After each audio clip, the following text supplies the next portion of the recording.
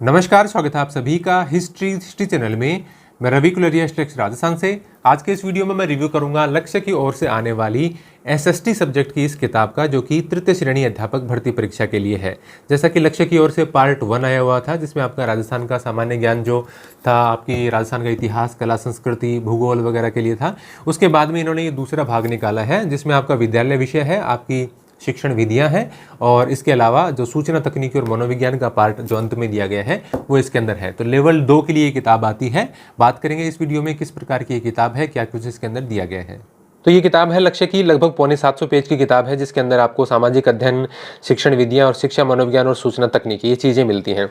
लगभग 465 पेज के अंदर यहाँ पर आपको 464 पेज में दिया गया है आपका एसएसटी, और इसमें आपकी विधियां भी आ गई, और उसमें शैक्षणिक मनोविज्ञान और सूचना तकनीकी ये बाद में दिया गया है।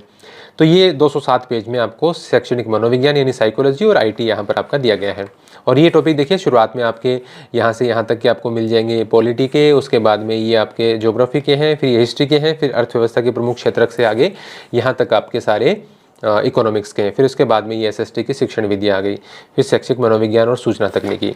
मैटर में इसका आपको दिखा देता हूँ। प्रिंटिंग पेज वगैरह वैसे ही होते हैं सामान्य तौर पर, जो कि लक्ष्य की किताबों के होते हैं। थोड़ा छोटा फॉन्ट आपको देखने को मिलता है इसमें। तो यहाँ पर ये देखिए, पॉलिटी का जो पोर्शन होता है उसमें देखिए क्या है कि कोई मैटर कम दे देता है, कोई ज़्यादा देता है। बाकी मैटर में मूल रूप से कोई वैसा अंतर नहीं होता कि जो आपका फ़र्क डाल दे किसी किताब में, क्योंकि बहुत ज़्यादा इसमें कोई ऐसा घुमाने वाला या यहाँ से उठा के वहाँ से ऐसा कुछ होता नहीं। सामान्य तौर पर जो बातें हैं भारत के संविधान से संबंधित, राष्ट्रपति से संबंधित, प्रधानमंत्री से संबंधित, तो वो वैसी ही होती हैं सब के अंदर। वही मूल अधिकार, वही कर्तव्य मिलते हैं। तो इसमें आपको ज़्यादा चिंता करने की आवश्यकता नहीं होती कि किसी किताब में मैटर कैसा होगा। सामान्य तौर पर सभी किताबों में आपको ये मैटर आपके लायक मिल जाता है। बात ये आती है कि जैसे राजनीतिक दल वाला है या इस प्रकार की कुछ बातें हैं, वो एनसीईआरटी वाला मैटर। तो मेरी आपको ये राय रहेगी कि जैसे पॉलिटी में 12वीं की किताब में ये जो राजनीतिक दल वगैरह हैं और है, ये चीज़ें आपके मिल जाते हैं। तो कम से कम आप एनसीईआरटी का मैटर आपको कहीं पर मिल जाए। हालांकि एनसीईआरटी में कोई ऐसा विशेष मैटर पॉलिटी में नहीं है कि भाई आपको फील हो कि भाई बिल्कुल नहीं पढ़ेंगे तो कहाँ से काम चलेगा, लेकिन फिर भी देख लेना चाहिए, क्योंकि उसका आपने फ़ायदा रीट में देखा था कि किस प्रकार से जैसे खासतौर से मैंने इतिहास के जब नोट्स दिए थे, तो जिन विद्यार्थियों ने पढ़े उनको मतलब कुछ सोचने की आवश्यकता ही नहीं पड़ी, सीधा सीधा क्वेश्चन आ गया। तो वो एक फ़ायदा हो जाता है। और उसके अलावा यदि आपने चाहे कितना ही मैटर पढ़ा हो और वो उतना ज़्यादा आपके काम नहीं आया, तो पहली बात आप ये कोशिश करें कि आप अपना जो मैटर स्कूल की किताबों का है वो थोड़ा सा व्यवस्थित तरीके से पढ़ लें। तो ये देखिए, मैं पॉलिटी का तो दे पाऊंगा या नहीं दे पाऊंगा पता नहीं। मैं इकोनॉमिक्स का तैयार कर रहा हूँ, और इसके अलावा हिस्ट्री का भी तैयार कर दिया है मैंने। वो लगभग आपके 50-50 पेज के मैटर बनते हैं, 25-25 पेज में प्रिंट हो जाते हैं। तो उससे एक जो डर है विद्यार्थियों में कि एनसीईआरटी कैसे पढ़ें, वो मैं दूर करने का प्रयास करता हूँ। पॉलिटी में आपको कोई विशेष दिक्कत किसी भी किताब में नहीं आती, तो आपको लक्ष्य में भी नहीं आएगी, और ये अच्छा मैटर यहाँ पर दिया गया है। फिर उसके बाद में यहाँ पर आता है आपका भूगोल का मैटर। अब ये मैटर कितना है मैं आपको बताऊं। देखिए, कम नहीं कह सकते। कुछ गाइड्स आती हैं, जैसे पैनोरमा में काफ़ी ज़्यादा मैटर आता है, लेकिन अच्छा मैटर आता है। वो गाइड से वो अभी आई नहीं है, तो हम कह नहीं सकते आएगी नहीं आएगी, उसका मुझे कोई आइडिया नहीं है। लेकिन आप ये माने कि 500 पेजेस के कम है, कम नहीं कह सकते, क्योंकि जिस प्रकार का गाइड में ये जो फॉन्ट वगैरह और एक पेज में जितनी सामग्री होती है, जैसे मैं आपको उदाहरण के तौर पर मैं ले चलता हूँ एक बार। ये देखिए, इसका इतिहास वगैरह ठीक दे रखा है, लेकिन इतिहास में मुझे कमी ये लगी कि एनसीईआरटी के तथ्य वगैरह मुझे ठीक तरीके से इसमें नहीं मिले। कई सारे मतलब ध्यान नहीं दिया गया है एनसीईआरटी के ऊपर बहुत ज़्यादा लिखने में। बाकी सामान्य तौर पर जैसे इतिहास में जो टॉपिक होने चाहिए, और वो उन्होंने अच्छे से लिखे हैं। और चाहे जैसे मैं आपको बीच में दिखाई देता हूँ, जैसे सल्तनत काल है, तो सल्तनत काल वैसे तो बहुत बड़ा है, तो लेकिन कहीं पर तो आपको थोड़ा सा ध्यान में रख के और शॉर्ट में करना पड़ेगा, तो उन्होंने ज़्यादा मैटर नहीं दिया, मतलब पर्याप्त दिया गया है। इससे ज़्यादा की मुझे नहीं लगता कि आवश्यकता होगी। तो इतिहास में एनसीईआरटी का एक अलग से आपको पढ़ना जरूर पड़ सकता है, बाकी ये पढ़ लेंगे तो और कोई ज़्यादा पढ़ने की आवश्यकता नहीं है, वो इतना पर्याप्त है। अब इससे बाहर भी कोई एक आध क्वेश्चन आता है तो ज़्यादा कुछ आपको सोचने की आवश्यकता नहीं है, वो एक आध प्रश्न आपका गलत हो जाएगा। जैसे अर्थव्यवस्था के प्रमुख क्षेत्रक हैं, इसको यदि आप जैसे पुरानी राजस्थान बोर्ड की 10वीं की किताब हो चाहे, अब उसमें आपको एनसीईआरटी में यदि में मिलाएंगे आप, तो आपको एनसीईआरटी का जैसे सेवा क्षेत्र यदि आप एनसीईआरटी में देखेंगे तो शुरू की 5-7 लाइनें आपको यूं की यूं मिल जाएंगी।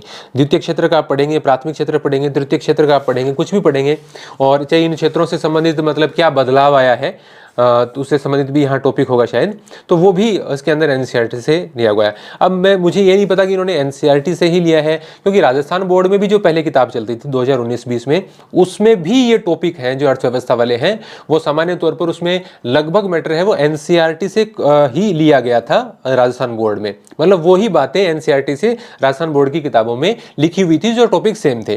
तो उस लिहाज से देखें तो देखिए इसमें मैंने देखा कि काफ़ी सारी चीज़ें दे रखी हैं। लेकिन यदि आप एनसीईआरटी की सारी किताबों का यदि अर्थव्यवस्था के प्रमुख क्षेत्र भी यदि लिख लेंगे तो आपका ये इतना मैटर बनता है। मतलब मैं जिस पर हाथ रख रहा हूँ ना, जिस पेज पे, या ज़्यादा से ज़्यादा भी आप जाएंगे तो ये 1.5 पेज, इससे ज़्यादा का मैटर एनसीईआरटी में नहीं बनता। और आपके प्राथमिक द्वितीयक तृतीयक जो क्षेत्र है और उसमें आप यदि 2 लाइन एक्स्ट्रा यदि आर्थिक समीक्षा 2021-22 के भी यदि जोड़ देते हैं, जो कि बहुत इंपॉर्टेंट होता है, क्योंकि आपको करंट के साथ अपडेट करते हुए डेटाज को चलना होता है। किताबों में तो नहीं मिलेगा आपको उतना अपडेट, यहाँ पर इन्होंने कर रखा है अपडेट। लेकिन बाद में देखिए चतुर्थ क्षेत्र, पंचम क्षेत्र, थोड़ा सा बेसिक देख लेना चाहिए। हालांकि स्कूल की किताबों में चौथा पांचवा क्षेत्र नहीं दिया हुआ था, थोड़ा सा एडवांस लेवल में चली जाती है ये इकोनॉमिक्स, लेकिन फिर भी आपको थोड़ा सा देख लेना चाहिए। लेकिन ये देखिए बाकी जो बहुत ज़्यादा मैटर है वो उसके अंदर आपको नहीं पढ़ना होगा। यानी मैं एनसीईआरटी से तुलना करूं तो निश्चित रूप से एनसीईआरटी से डबल मैटर आपको यहाँ पर मिल सकता है। हालांकि एनसीईआरटी का पूरा चैप्टर आप देखेंगे तो ज़्यादा हो जाता है, लेकिन जो जरूरी बातें हैं वो इसमें, जो यदि इसका मैटर वो मैटर बराबर रख लें तो इसमें एक्स्ट्रा मैटर है वो दुगना हो जाता है। ये हर चीज में होता है एनसीईआरटी से। तो कई बार आपको 2 गुना 3 गुना मैटर होता है, किसी लक्ष्य की ही बात नहीं है, सभी किताबों की बात होती है। तो आप एनसीईआरटी से 3 गुना मैटर पढ़ें, 4 पढ़ें, वो आपकी मर्जी है। लेकिन आपका पहला टारगेट ये होना चाहिए कि आपका जो स्कूल बुक्स का मैटर है वो आपको पहले याद करना चाहिए। ये सार्वजनिक क्षेत्र, निजी क्षेत्र, ये दोनों चीजें आपके एनसीईआरटी की किताब में दी गई हैं। इसके अलावा संगठित और असंगठित क्षेत्र भी दिए गए हैं। अब संगठित असंगठित क्षेत्र में एनसीईआरटी में जो 10वीं कक्षा की किताब चलती है उसमें क्या है कि अब इसकी कहानियां दी गई हैं कि कमला ये कर रही है, श्याम ये कर रहा है, उनका वो, तो वो बातें आपको पढ़ने की आवश्यकता नहीं होती और इसमें भी नहीं दी गई है। कुछ और एक्स्ट्रा जरूरी चीजें इसमें शामिल कर दी गई हैं।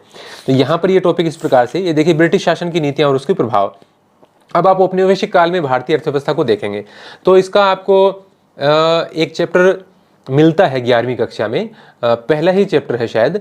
तो उसमें आपको शुरुआत में जो कई सारी बातें हैं वो औपनिवेशिक काल में भारतीय अर्थव्यवस्था से संबंधित मिल जाती हैं।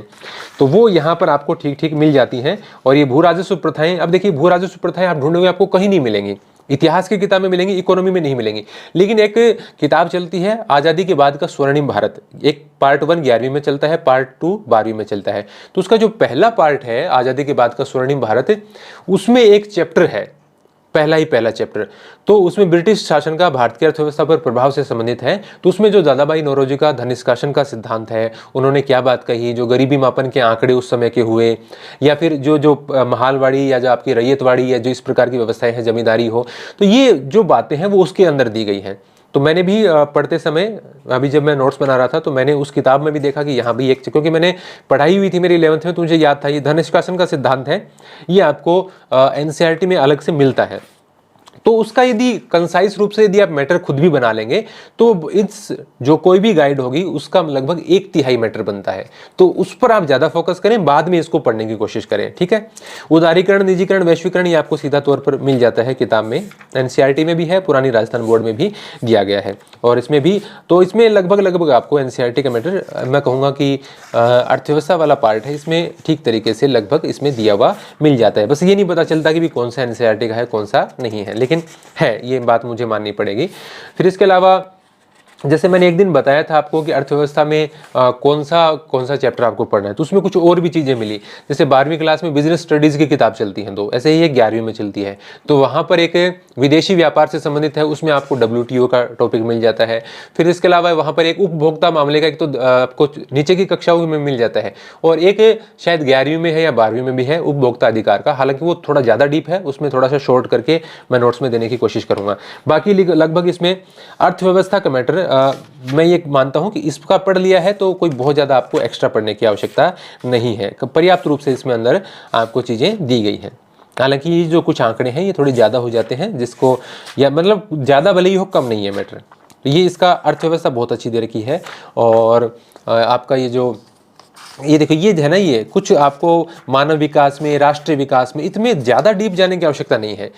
मानव विकास सूचकांक है, HDI है, तो अभी रिसेंटली ही जारी हुआ है, पिछले महीने में सितंबर में, तो उसके डेटा आप याद रखें, कोई बहुत ज़्यादा आपको रॉकेट साइंस लगाने की आवश्यकता नहीं है।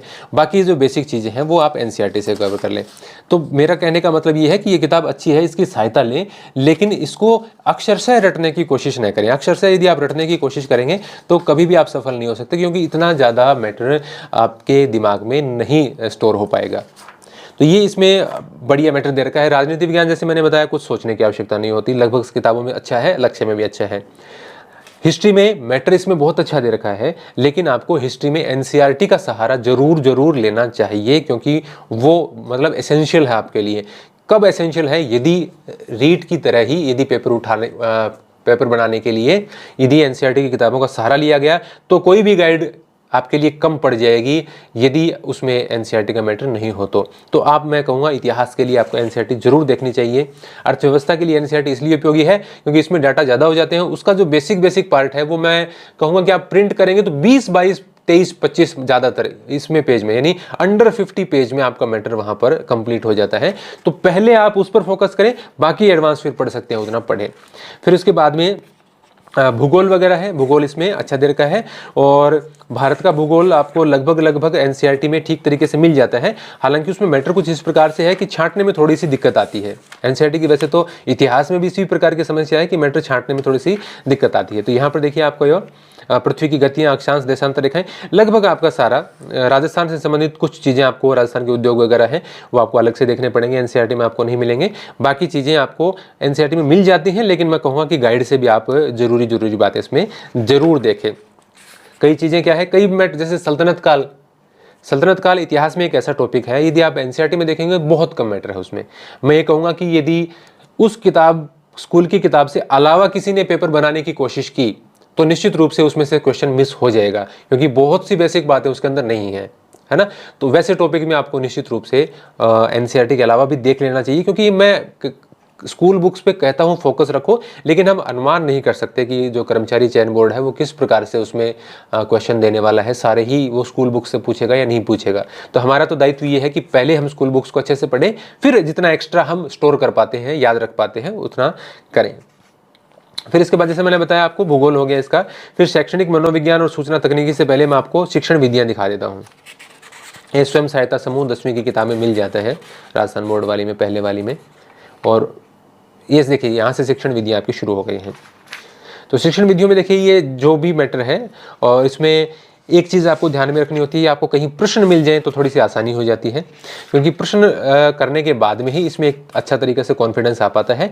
बाकी ये जो किसी विधि के गुण हैं, दोष हैं, सिद्धांत हैं, वो बेसिकली आपको सभी किसी भी जगह से पढ़ोगे आपको ठीक ही मिल जाते हैं, और ग्रेड 3 में उतना ज़्यादा भी डीप आपको नहीं पूछा जाएगा। तो शिक्षण विधियाँ मेरी राय में आपके पास जो भी मैटर है उसमें से पढ़ लेंगे तो आपको ज़्यादा आवश्यकता नहीं है, कहीं से आप प्रश्न थोड़े से इसके मैनेज कर पाएँ तो बहुत अच्छा है। अब आता है शैक्षणिक मनोविज्ञान। अब देखिए 99% मैं ये मानता हूँ कि विद्यार्थी भरोसा ही नहीं करते कि गाइड्स जो पूरी गाइड आती है पेपर की, उसमें से हम शैक्षिक मनोविज्ञान पढ़ें, वो दूसरी जगह से पढ़ने की कोशिश करते हैं।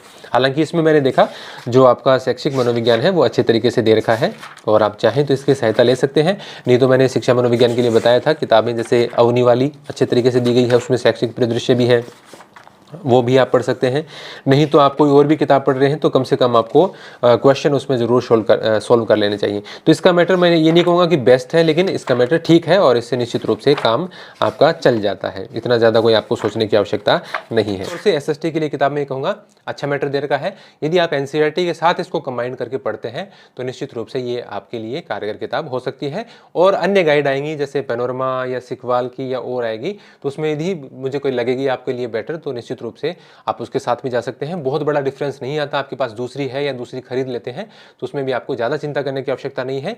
विशेष कोई अंतर होगा तो मैं आपको उसमें बता दूंगा। ये था मेरा रिव्यू लक्ष्य की इस किताब का। आपको ये वीडियो कैसा लगा है कमेंट करके जरूर बताएं, लाइक जरूर करें, कमेंट जरूर करें, और हमारी एप्लीकेशन हिस्ट्री 360 को डाउनलोड करें, जहां से आप एसएसटी एनसीईआरटी के नोट्स भी ले सकते हैं और करंट अफेयर की भी तैयारी कर सकते हैं। धन्यवाद।